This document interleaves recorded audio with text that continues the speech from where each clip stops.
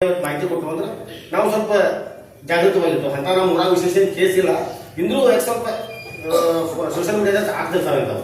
ಅವು ಅಲ್ಲೇ ಹೋಗಿ ಕೂತ್ಕಲೇ ನಾಳೆ ಫ್ಯಾಮಿಲಿ ಜಗಳ ಆಗಿ ದೊಡ್ಡ ವಿಷಯಗಳಾಗ್ತಿರ್ತಾವೆ. ಅದನ್ನ ಅಲ್ಲೇ ಕುಡಿದಾಗ ಚೂಟ್ ಬಿಟ್ಟರೆ ಅದು ಅಲ್ಲೇ ಅಡಿಸ್ಬಿಡ್ತದೆ.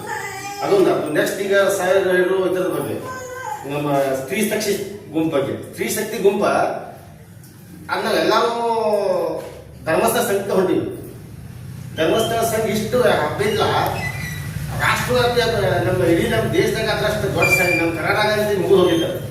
ಅದ್ರ ರೇಟ್ ಆಫ್ ಇಂಟ್ರೆಸ್ಟ್ ಈ ಮತ್ತು ನಿಮ್ಮ ಮಹಿಳಾ ಸಂಘದ ರೇಟ್ ಆಫ್ ಇಂಟ್ರೆಸ್ಟ್ ನೋಡ್ರೆ ಅಜಗಜಾಂತರ ಫರ್ಕ್ ಇದೆ. ಯಾಕಂದ್ರೆ ಮಂದಿಗೆ ಮುಟ್ಸಂಗಿಲ್ಲ ನಾವು ಅಲ್ಲೇ ಹೋಗ್ಬಿಡ್ತಾವೆ.